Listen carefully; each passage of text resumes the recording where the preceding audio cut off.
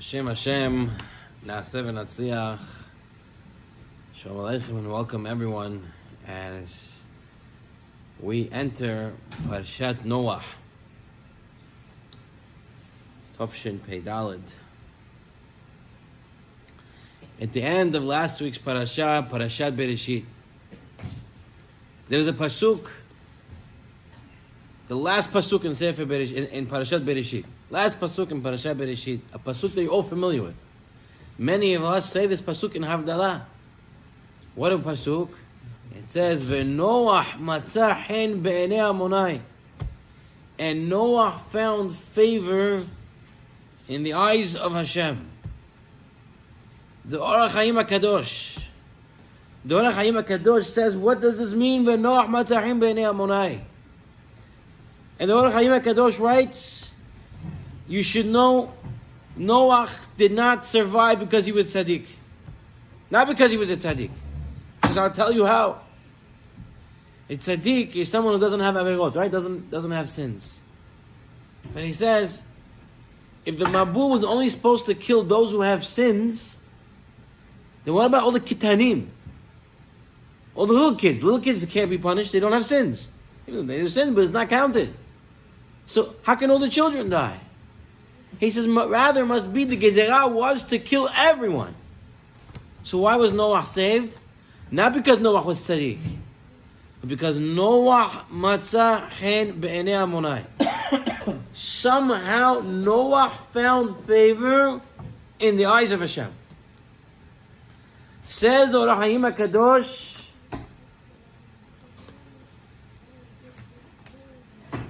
he says as follows.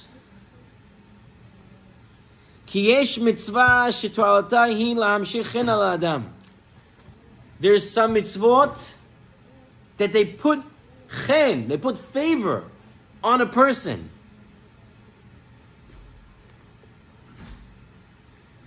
And he says, shalosh arba mitzvot yeduot. There are 3 or 4 mitzvot that give a person chen, meaning you're not deserving of being saved. You're not deserving of getting what you need, what you want. But because you do these things, somehow hand comes on you, a favor, and a Kadosh Baruch Hu saves you. And a Kadosh Baruch Hu helps you out. And he says there's 3 or 4, but he does not elaborate. Says Rahim Kadosh doesn't elaborate what the 3 or 4 is. He leaves us hanging. What is this hand? Who doesn't want hand? Everybody wants hand. I want hand. That's why we say, and Havdalah, V'Noach matzah chen be'enei Amonai. My minhag is to say 3 times, V'Noach matzah chen be'enei Amonai, V'Noach matzah chen be'enei Amonai, V'Noach matzah chen be'enei Amonai. And then we say, right, Ken nimtzah chen v'sechato be'enei Elohim ve'Adam. I have to understand why you say be'enei Elohim ve'Adam. And the pasuk it just says, V'Noach matzah chen be'enei Amonai. And then what we say, we should also find favor in the eyes of Hashem and in the people. We'll get to there, but it's not Hashem. First, we have to understand how do we get hen? How can we get favoritized, get favoritism on us that we're protected? That even if we're undeserving. Interesting. Rosh Hashanah night, many have a minhag to come home, and before they make kiddush, there's a lot to read. One of the things it says to read there is V'Noach matzah hen be'enei Amonai 12 times. And if it's in a leap year, there's some say to say 13 times. So every month, we find favor in the eyes of Hashem. So the real question is, how does one find favor? Or Chaim says it's 3 or 4 mitzvot. I cannot give you all 3 or 4, I don't know. But I'm going to go with a path that I've heard today, in the past week. In the past I've heard about it, this past 3 days I've been working on trying to understand what is this chen. Everybody needs chen now. Everybody needs it. So what is it? So they say, there's a pasuk in Mishlei. There's a pasuk in Mishlei in Perek Gimel, pasuk Lamed Daled. The end of the pasuk says, "V'la'anavim iten chen." And for those who are humble, they're anav. When you're an anav, you get chen. Okay, just make it very clear. A humble person, a person with humility, gets favoritism from HaKadosh Baruch Hu. Says the Vilna Gaon, If a person's insulted, he doesn't respond. He now has hen. And he says, based on this, that's how Noach got it. Part of it, he says, how did Noach get it? How did he continue to get hen? He says when he's building the teva for 120 years, everybody's coming making fun of him. Noach doesn't answer back. He just says, Hashem said to build it, and Mabul's coming. Zehu. He doesn't get in a fight with them, nothing. He just continues. He stays humble. The Mefarshim ask, okay, Noah has to save all the animals, right? So Hashem says, put them all on the teva. And then, for 12 months, Noah became a zookeeper. Every minute of the day, he's busy feeding somebody. Him and his children. One time he messed up, he got bitten for it, right? The Mefarshim ask, why Hashem couldn't, if Hashem making this whole miracle with the boat, which doesn't make any sense how the whole thing got saved, but Hashem already made a miracle. Well, Hashem couldn't feed the animals, he needed Noah to run around.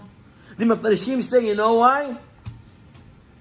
Hashem wanted to keep Noah humble.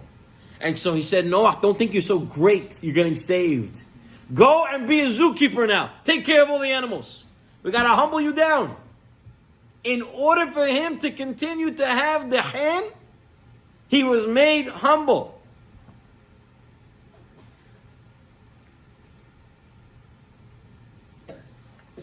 I saw over here, he writes further. He says, we know the Kohanim, they would have a lot of services in the Mikdash when they started. And the first service in the morning was what? Trumat Hadeshen. Which was what? Cleaning. Taking out the garbage. So the Mefarshim ask, the Kohanim, first job of the day is take out the garbage? Yes, you're Kohanim. You're working in the Mikdash, but you have to remain anav. You have to remain a humble person. Take out the garbage. You understand what we're saying right now? That HaKadosh Baruch Hu gives people the chance and the place to get favoritism. By how? By remaining humble. That means if you have gone through some incident and it didn't work out, you got upset and you were able to keep yourself back and you didn't answer back, you have just now gotten hand. You have just now gotten favoritism from HaKadosh Baruch Hu, you're going to be saved. This is what we have to work with. This is what we have to do. We have to realize that being a humble person is how we get chen. Rav Chaim Palaji in his Sefer Kaf HaHaim writes, the best possible remedy for all sins is to be a savlan, to be tolerant and forgiving. And it's better than any fasting. It's better than any suffering. Is when a person is humble. That brings him hen. That changes everything for him. Listen to this. Listen to this, Rabotai. The Sefer Kav HaYoshar in Perek Zayin brings down a midrash. There was a tzaddik that was walking with Eliyahu Hanavi, says the midrash. And there was a dead carcass on the street with a terrible smell. And the tzaddik is walking with Eliyahu and he's starting to close his nose. Eliyahu Hanavi is not closing his nose. Then, as they continue walking, there was a person, a scholar, but he was very arrogant.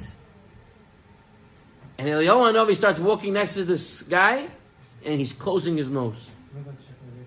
So the tzaddik turns to Eliyahu Hanavi, and he tells Eliyahu Hanavi, I don't understand. When you walked by the dead animal's body, it was so smelly, you didn't close your nose.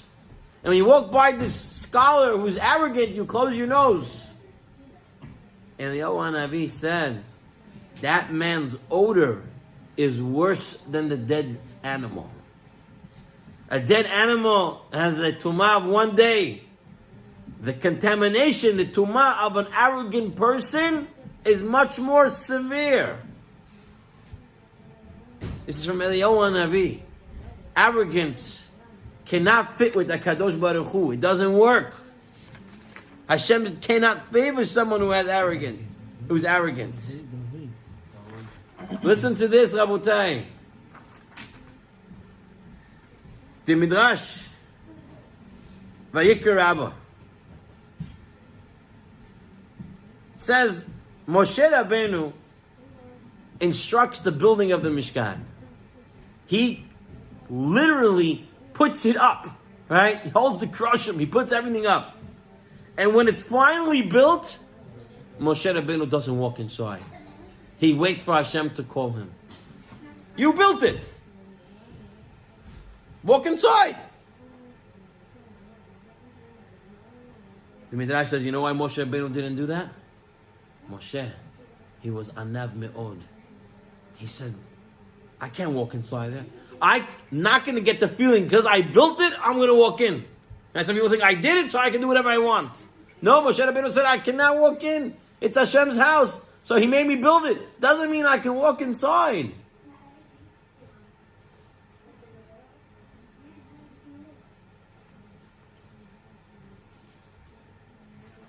So now we see the opposite extremes. Being an anav gets you hen, gets you favor. Being arrogant, you smell terrible.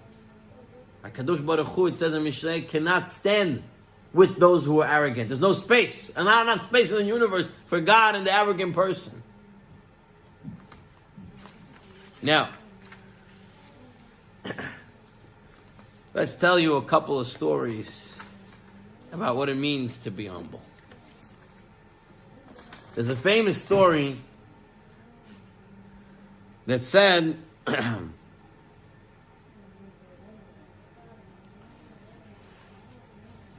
about Rav Simcha Bonim of Peshischa. There was a Jew, he was an expert tailor. He was very good in his job. All the noblemen, all the parrots and all their families, all these, they would buy all their clothes from him. And one day, this this land baron calls him and says, my daughter's going to get married in a few months. I want you to make for me a suit fitting a king. I want it to be perfect, completely perfect. Everything has to be exact. Don't skimp. Get the most expensive stuff, work in as much, and I'll pay you for everything. And this man went to work for this Paretz and for his family and his wife and everybody. And after months of buying expensive material, working in it day and night, he comes and he brings it to the Paretz. The Paretz sees this suit and he says, you dirty Jew, what are you doing to me? You're going to give me this disgusting suit? He calls his wife in, look what they gave me. Garbage. And the man is saying, the Jewish man is saying, what are you talking about? I worked on it so hard.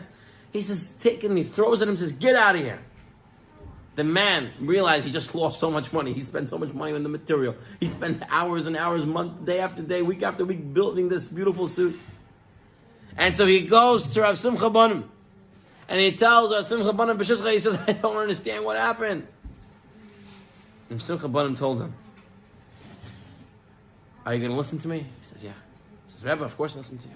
He says, go home and take off every stitch that you did to make this suit, and then restitch it back in the exact same space. The guy did that.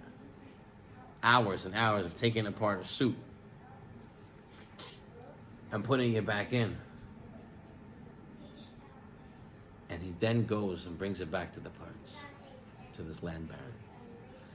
The baron sees the suit and he calls his wife, look at this, it's beautiful. It's amazing, wow. The Jew is, how could it be? I bought the exact same suit yesterday, right, the day before, and he disliked it. He threw me out, and now he loves it. So he goes back to Rav Simcha Bonim. And Rav Simcha Bonim explained it very simple. He said, when you first made that suit, you were so filled with haughtiness and arrogance. He picked me. I'm going to make so much money. I'm the best at my job. That's why I got it. And your arrogance it doesn't bring any favor to the eyes. To get favoritism, in order to find something favoritism, you have to be humble. You have to have humbleness. Like Noah. But Noach matzahin b'nei amunai. V'anavim yitinhen. You know, it's interesting in the Perkei Avot, Rebbe says, which is the proper path that a man should choose for himself? Right? Perek Bet, Mishnah Aleph. And he says, whatever is a credit to himself and earns him the esteem of his fellow men. Meaning that it's not just, one way. You have to make sure that it's esteem you get from heaven as well as from the people. And that... So Rabbi Yehuda Anasi writes in Perkei Avot, what's the proper path? What's a credit for himself and finds esteem in his fellow men. That's why we say in the Havdalah, V'no matzachem b'nei amonai, ken nimtzachem v'secha tov b'nei Elohim ve'adam. It has to be so obvious that you find favor in Hashem's eyes and the eyes of the people. Rabbi Gamliel Rabinowitz says that that's why it says in the Parashat, Elo toladot Noach ish tzaddik.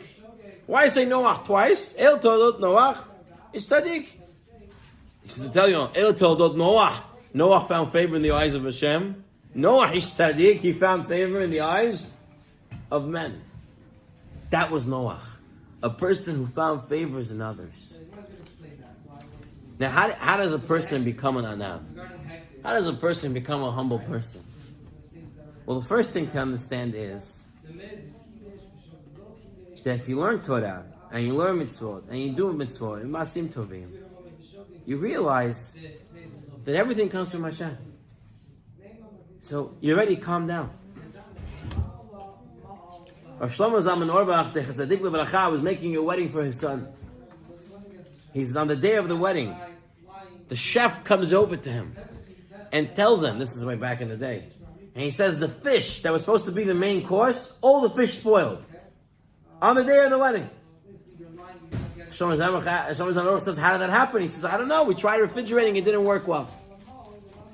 So Rav Shlomo Zalman Auerbach tells the chef, shh, don't tell anybody anything. Especially don't tell them mechutan, don't tell my in-laws. Just make more salads, put more bread, put other things for substitution, don't say anything. And the chef starts to laugh. So Shlomo Zalman says, why are you laughing? He says, guess what? The other side was here 5 minutes ago and I told him, and he told me the exact same thing. He says, don't tell the other side. Keep everything quiet. Didn't make any stink. Didn't start screaming at the chef. Didn't say, give me back my this, give me my that. So why did he come to visit us? Well, the chef did it. Why? Because he wanted to get himself clean from both sides. But you see how each one already moved on further with their lives. They say, Rabbi Gamliel shared this beautiful story. There was a Satmar Hasid, a Satmar Chassid. He was one of the Gaboyim of the Rebbe. It was the time that the Rebbe wasn't feeling so well. But he still wanted to make Tish Friday night. The Rebbe has a Tish, everyone comes. And Friday afternoon, this Gabbai comes to the Satmar Rebbe's house. They let him in because he's supposed to take care of the Tish. And he asks the Rebbe, how should I set it up? And while the Rebbe is telling his Chassid what to do for the Tish, the Rebbetzin walks in. And she tells her husband, the Satmar Rebbe, you're not going to no Tish tonight. And the Rebbe says to her, but I have to go. I promise people I'm going to be there. And she says, you're not feeling well, you're not going. So he turns to his Gabbai and says, his Gabbai, cancel it. The Gabbai says, he says, in my whole life, he says, the Satmar Rebbe was the greatest man I knew, the strongest man I knew, who stood up to everyone. Right? His approach was very radical, different from a lot of people's, and he had to stand up, he had to have a strong back. And he said, I never saw him ever give in to like this, and all of a sudden his Rebbetzin tells him, and looks like the Rebbetzin stronger than the Rebbe. And as the Rebbe was walking me out, he says, the Rebbe turns to me and says, when it comes to Shalom Bayit, everything is dependent on the trait of foregoing, of being mevater, of being an ananav. And you want to know who the winner is? The one who gives in. That's the winner in Shalom Bayit. Okay? So he says, if that's the way you see it, then being an ananav is very easy. Because you're the real winner. You're being mevater. You're the winner here. You're getting the hand. You're getting the favor. Talking about humbleness, talking about hand. We know that this week was the yahrzeit of Chacham Ovadia. And so I would like to share a quick story from Chacham Ovadia, and I think you can see in it his humbleness. It's a famous story. On a Moshe Shabbat, after his weekly lecture, for me, thank you.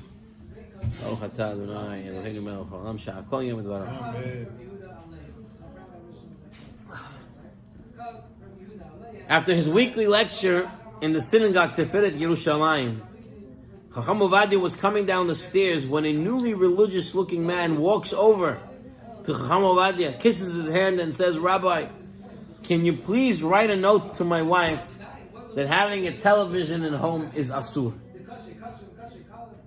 We're arguing over it and it's causing Shalom Bayit problems."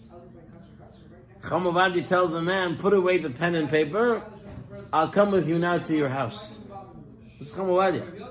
Guys, a lot of things to do on this plate. A man who's learning Torah 24/7. And he says, "I'll go with you." The man says, "Rabbi, you don't have to. It's just a note will suffice." And he says, "A note will not do. Let's go." And so Moshe Shabbat, Chacham Ovadia goes with his man to his house. This man, he's coming home. He's telling his wife, Chacham Ovadia is here. She was so happy to see him. He talked to them a little bit. And he started to say how dangerous the TV is to have in the house.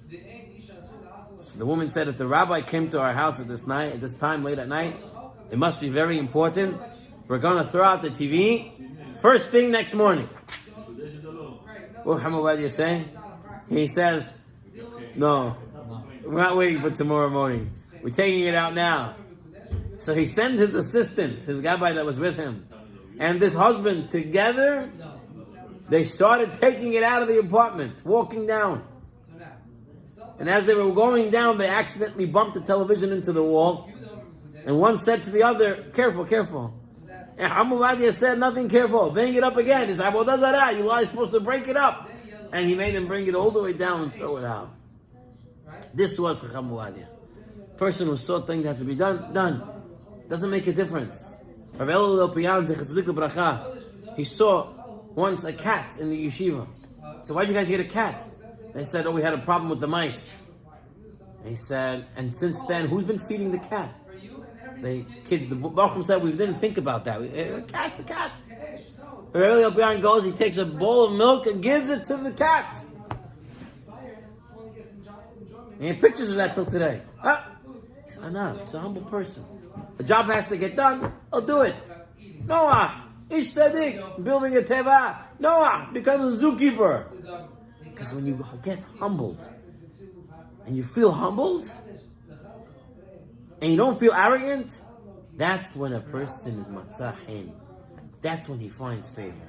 But Noach matzah hen be'enei Amonai. And what's the name of Noach? What does Noach mean? Calm, relaxed. Kaleham, he's relaxed. He doesn't get angry. Noach, backwards is hen, favor. When you're relaxed, people like to talk to you. When you're chilled, when you're okay, people can approach you and people can talk to you. If a person's always no one will find hate in them. And so our prayer is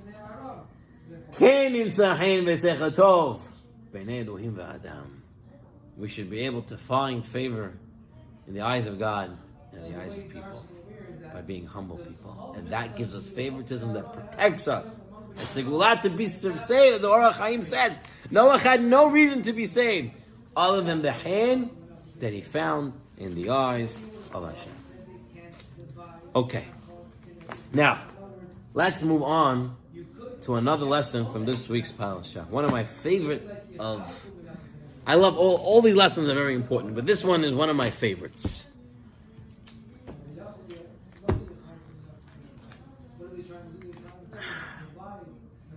The Scholar Rebbe, Zecher Tzadik Lebracha, he says in this week's Parashat, we have a remez, we have an allusion of the importance of saying stories of Achachamim.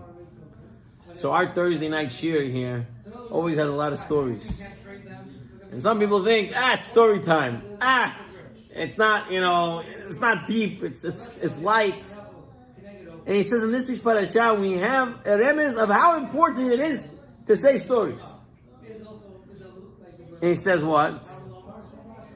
When it says, Ela toledot Noach, Noach ish tzadik tamim haya bedoratav. It tells them that he says Noach.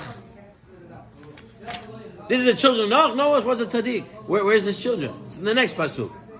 Why don't you say it right away? So what does Rashi tell us?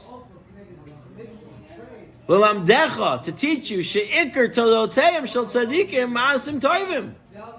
The main part, the main tolotayim, the main children of the tzadikim are their good deeds. But says the Scholar Rebbe, ikr tolotayim shel tzadikim ma'asim tovim. Ma'aseh. What's a ma'aseh? A story.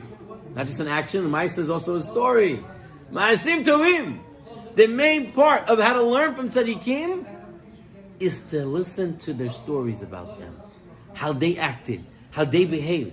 It gives a Jew an idea, a perspective, what it means to be a Jew. When you hear about the Gidonim and the greatness that they did, it changes you. In the book, Stories of Spirit of Faith, Rabbi David Sutton, who is his son-in-law, he's a Syrian rabbi, he's also the son-in-law of Rabbi Nosson Sherman, the guy in charge of Art School. And he writes in the book over here, Rabbi Nosson Sherman, on the son-in-law Sefer, he writes as follows. The Hazon Ish, everyone heard of the Hazon Ish? One of the biggest halachic authorities of the previous generation, biggest scholars of the time. He would say, listen what he said.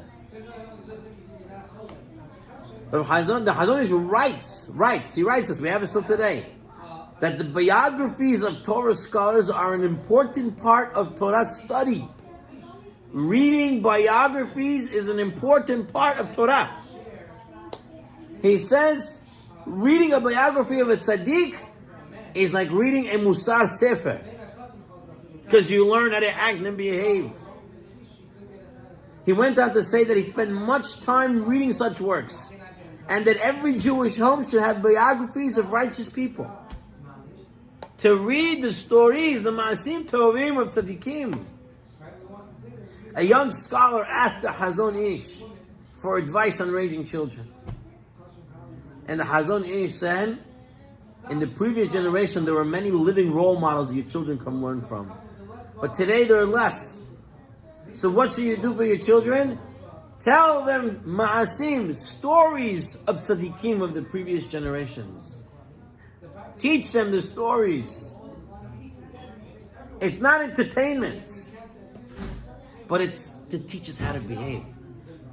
Harav Ezra Atiyah, the legendary Rosh Yeshiva, Porat Yosef, would summon one of his most brilliant students, Harav Yosef Ades, Ham Yosef Ades, and he would say, come, I got to teach you special Torah. He came to his office, he's all excited to learn, and Rav Ezra Atiyah starts telling him about stories of tzaddikim from Aleppo. He says, what's this?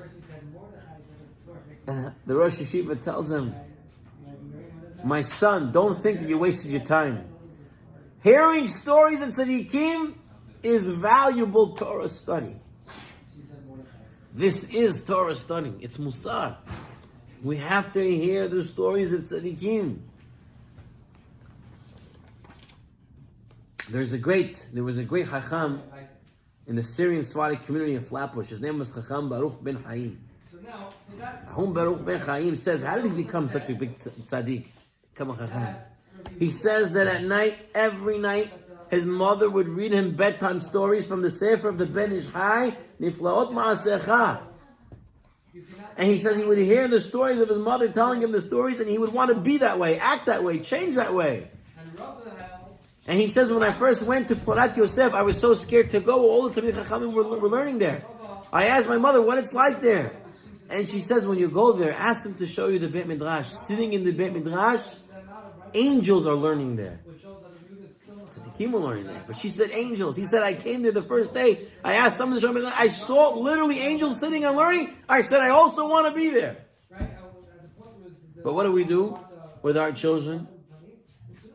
We put Disney for them. Smatri. Cinderella, Snow White, Princess, Prince, and Charming. What you teachers? All nonsense stuff. Goldilocks and the Three Bears. What are you teaching them? This I don't like. And Misha and Masha. And you put on all these stories for them, and then they become Misha and Masha, and they become the Three Bears, and they become Snow White, Small White, Paul White, and all these things. What happened to Harry Potter? Oh, Gary Potter.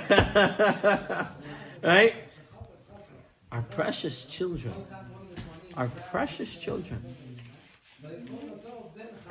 Float Ma'asecha. Ma'asim Tovim. She'ikar told the Teher Shel Tzadikim, the main children of Tzadikim is Ma'asim Tovim. Their biggest deeds are their good stories. And we have stories after stories of Tzadikim. Because there's no one else on this planet who has Torah that we as the Jewish people have, that have created the most nicest of people on earth. Rabotai, we just talked about being humble in the previous lesson. I want to tell you a story of Moshe Feinstein. I just heard the story about 2-3 weeks ago. Rav Moshe Feinstein. Everyone knows him. Posek Hador, the greatest Gadol in America. 1980s. Right? Erev Pesach. How do you think the Gadol's day is? Busy. How many questions are coming from hotels and restaurants and people and this and that? And every year, Erev Pesach, a few hours before Pesach, a woman, a widow, would call him and ask him questions about her medications for Pesach, if they were okay or not. She had cardiac issues, and and her Moshe would say, and go listen to every medication and say, it's okay. And he would talk to her a little bit about this, about that. And she did this for 20 years straight. And Rav Moshe, one year, doesn't get a phone call from her. Right? What does he do? He calls her. Erev Pesach. He has nothing better to do. But he's a gadol. He's so great. Why? Because he's such an anah. He has so much hen. He thinks about the other person. It's not me. It's not all about me. Stop thinking. It's not about you. It's not about you. It's not about you. It's about Klal Yisrael. There's more to the world. Hashem didn't put me in the world about me. Rav Akiva Eiger was coming into town. And at the same time, there was another gadol coming into town. And the minhag of the town was, when the tzaddik comes in, they would take off the horses and they themselves would carry the wagon. And the people knew Rabbi Akiva Eiger was coming, this gadol was coming. They started walking in front of the wagon, taking off the horses. They got into the city, they looked inside the wagons. There's nobody inside. Rabbi Akiva Eiger went out to the other wagon, and the Rav from the other wagon came to the other wagon to hold it. Each one giving kavod to the other. Nobody's inside the wagon. Why? Because he's a Gedolim. It's a great people. It's not about me. It's about the other guy. If everyone would be about the other guy, it would work out. You know, if you think for a second about the Dor HaFloga, right? Towards the end, we have the people who build the Tower of Babylon, right? And God punished them by giving them 70 different languages, and everyone got confused, and they started hitting each other with hammers and bricks and stuff like that. I don't know about you, but I've worked with people who can't speak English, okay? You point to him. You tell him this, wash it. This, do it like this. And people understand it. So how could it be? The guy said, give me a brick. And he took a hammer and hit him on the head. You have to be really a big imbecile to get it wrong. The guy's saying brick. He's showing a brick. And you take a hammer and hit him on the head. Why? Says the Chachamim. Because they were not together. Each one was building the tower to go against Hashem for himself. He didn't want to be with Hashem. They weren't doing it by Ahdut. They were doing it for separate reasons. And that's why now they couldn't understand themselves anymore. We Jews, you can have a Jew from Spain, a Jew from here, a Jew from there. We all get together. All of a sudden we all can feel each other. Jew and non-religious, religious, everybody's coming together. Because we're not about me. About the other guy.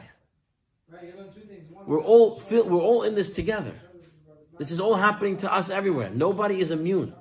Just because you're living in New York doesn't make it any better. They're chanting off with our heads and Gaz the Jews, and all these things are happening right now in Western countries,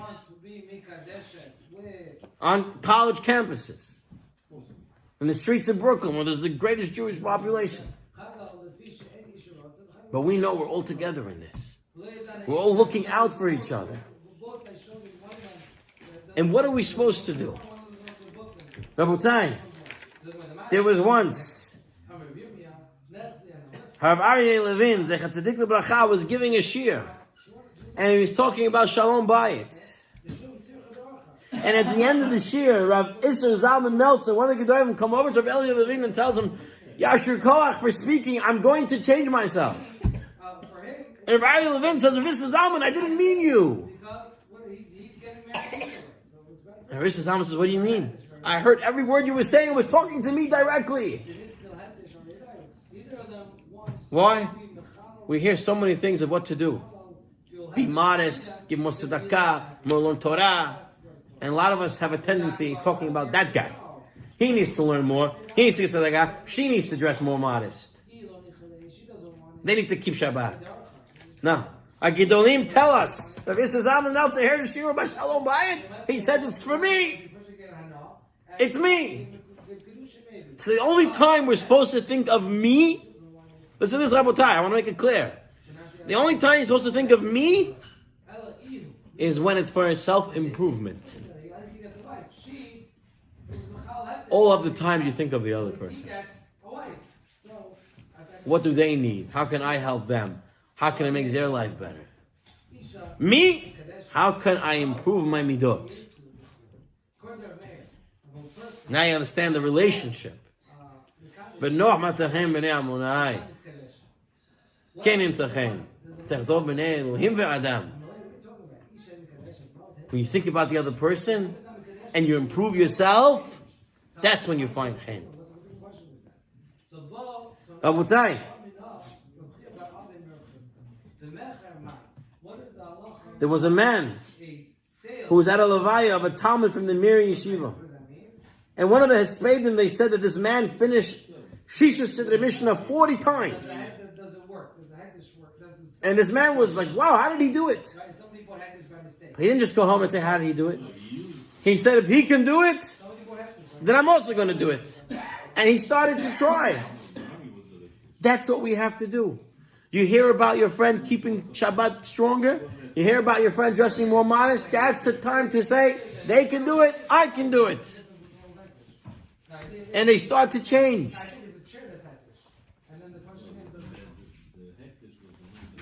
Rav Isser Zalman Meltzer, Zecher Tzadik Lebracha, was once walking. And he was thinking in his learning, and he accidentally walked into a ditch full of wet cement. I mean, what do you do when you fall into a ditch of wet cement? And you're gone. Rav Isser Zalman Meltzer didn't move from there. He waited till the owner of that place would come. And then he said, I'm sorry, how much do I owe you for messing up the cement? Rav Isser Zalman Meltzer. Rav Steinman was once giving a shiur, using a microphone. But he never touched the microphone. So they asked him, why you don't touch the microphone? He said, my whole life, I never touch anything that doesn't belong to me. How careful they are with other people's money. And what about us? We learn these stories. We have a lot to do. Rabotai, we said that Ma'asim Tovim of Tzadikim is the Ikar. To learn their good stories is so important. Hazonish said it's a musar. You have to learn them. It's a part of Torah study. I want to tell you, as it was Maran's Yortzeit this week, Chamovadia would say about stories. Listen what he said about stories, Rabotai. I just want to read you the quotes from his own shiur when he talked about stories. He said a story is the point of connection between a scholar and the masses. People fall asleep when you lecture about halakha or you lecture about other high things, but everyone can connect to a nice story. Again, in another shiur, he said, not every Jew is a scholar, and it's imperative that we bring Torah to their level. Tell them simple stories. Ignite their spirit of holy faith. So much so that in this biography of Chacham Ovadia, they write that Chacham Ovadia, when he started his shiurim, he made serialized stories, meaning every shiur, he would say a little bit more of the story. And people would come to hear the story. And while they were there, they learned everything else. How important it is to use stories. But to add one more point to all of this. Add one more point to stories, Rabotai.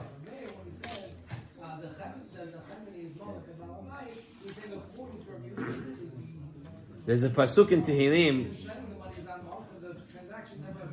It says, Hashem, in Tehillim 119, the path of your mitzvot let me understand. Ve'asicha b'niflootecha, and I will talk about your miracles. Said the Hasid Yavitz. What does this mean? Saying, Hashem, let us understand your mitzvot and talk about them. Let me understand your ways and I'll talk about them. And then the Hasid Yavitz writes, V'hamidaber b'nifloot haboreh motzeh hen be'inav. Another hand. How else do you get favor? By saying stories of the miracles of Hashem. Talking about saying the story of Yisiat Mitzrayim. That's what we say. Someone who talks more about it, he's greater. Why? Because he gets more hand. He gets more favor. Because why? He understands that Hashem made miracles. And he says over here further, he says everybody's life, everybody needs to look at their own life and say, where did Hashem help me? Where did I see the Yad Hashem?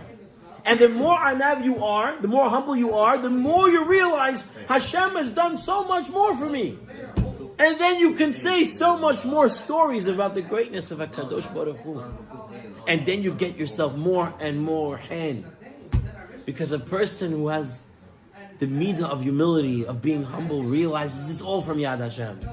My money, my car, my job, my wife, my this, my everything is all from God. And he realized how Hashem put him. How I met my spouse.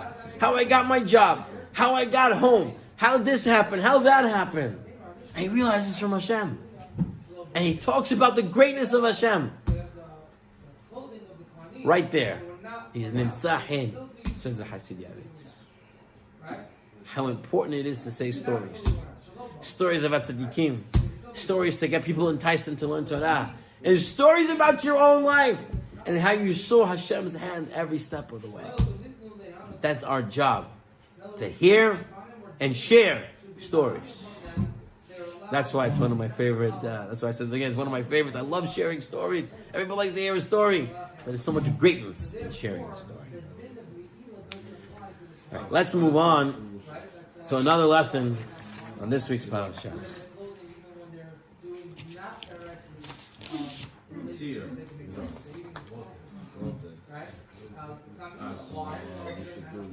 The Midrash tells us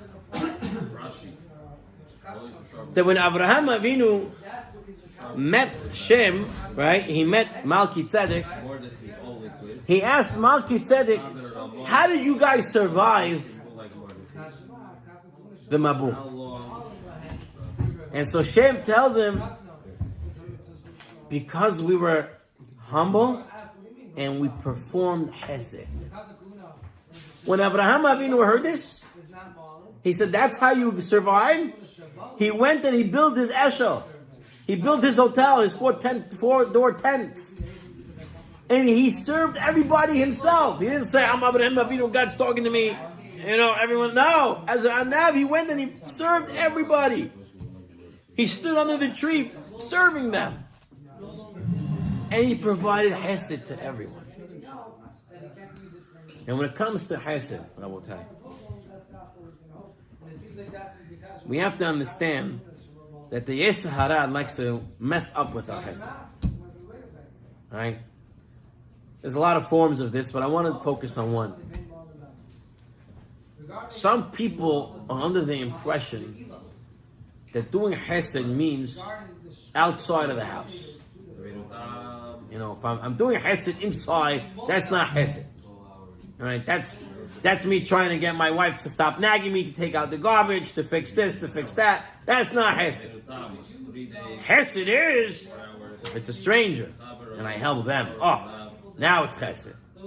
And that's a very, very mistaken approach. It says over here, Rav Simcha Cohen, he says, if someone is a Hesed outside of the house, and inside the house he does nothing, he's an achzar, he's a cruel person.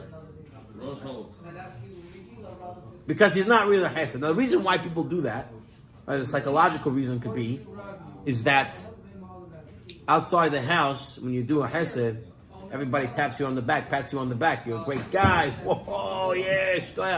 At home you did it. They might not even say thank you, right? And there was no instant gratification for helping somebody out. But when you do it for a stranger, you feel a lot better because they applaud you for it. Okay? That's where the psychology gets in. But the truth is, if you're about Hesed, it's not about me feeling good that you tap me on the back, me on the back. It's rather because I'm on heaven, I'm doing it for you. I want to help you. That's the mitzvah. Helping the other person. And he says here, can you ever imagine that there's a man who goes to work, makes big money, and spends only 10% on himself and gives everything else away? He says such people exist. He says there's some woman that drop everything, don't do anything for themselves, and meanwhile do everything for everyone else. And he was giving the shiur in a secular community in Eretz Yisrael, one of the kibbutzim. And he was saying this is what religious people do. So the person there says, Rabbi, you're lying. It's impossible. Someone would work and give away everything. And the rabbi says to them, I'm not even talking about the religious people. I'm talking about you. They say, how can it be? He says, you're a father? He says, yeah. He says, you don't work night and day and then give everything to your children? All right? How much we work night and day for the mortgage to put a house over our children, to give them food? Wouldn't it be a lot easier just to remain single? You get a little apartment, you don't even say you're going to save so much money in the bank? We don't understand how much Hesed we're even doing naturally. But if you paid attention, you just turned everything to a huge mitzvah. The woman, the wife, not sleeping, not eating, taking care of everyone. How much mitzvah, how much Hesed she's doing? The greatness of them. But he says some people, unfortunately, some people who don't realize it. He says a true story that happened in Eretz Yisrael. There was a kolel man, that he was one day going to kolel, running a little bit late, and on his way he sees a woman carrying tons of bags from the grocery. So he says, should I go help her? It's not proper. She's a woman. But he sees she's really like that. He says, kolel, I'm late. Then he says, you know what? I'm going to do a mitzvah. Hesed is very important. He runs over to the woman, not looking. Says, Geveret, let me help you. She puts down the bags. He takes it. He says, where do you want me to take it to? She doesn't answer. She says, Geveret, where do you want me to take it to? I have to go quickly. And she says, Moshe, you don't realize your own wife anymore? He looks up. He says, oh, Malki, it's you. I'm too late for Kolo. Here's the bags. And runs away. How? A true cruel person. Because Hesed is about the other person. It makes you feel good when I do it for somebody else. But no, Rabotai. Chesed is at home. Chesed starts right away. That's how we know it's the truth. And Rabotai, with this, 3 lessons. A lot of stories on it. Lesson number 1. The importance of being an anav and how that gets a person hen. Humbleness leads to being favored by God. Lesson number 2, the importance of sharing true stories of tzaddikim to our children and to ourselves and learn them as musar, of how to be letter Jews. And our 3rd lesson, of how Chesed begins at home. And true Chesed is not about how I feel, but how I can do for the other person. And not about how they're going to pat me on my back, but rather I'm doing it because that's true Chesed. And the truest form is to our family. Now the question is, how do you define your family? How far is it? It starts with your spouse, your children, your cousins, and all of Klal Yisrael could be your family. If you are able to spread that blanket of family over everyone without excluding your immediate family. And with this, I want to wish everybody a Shabbat Shalom.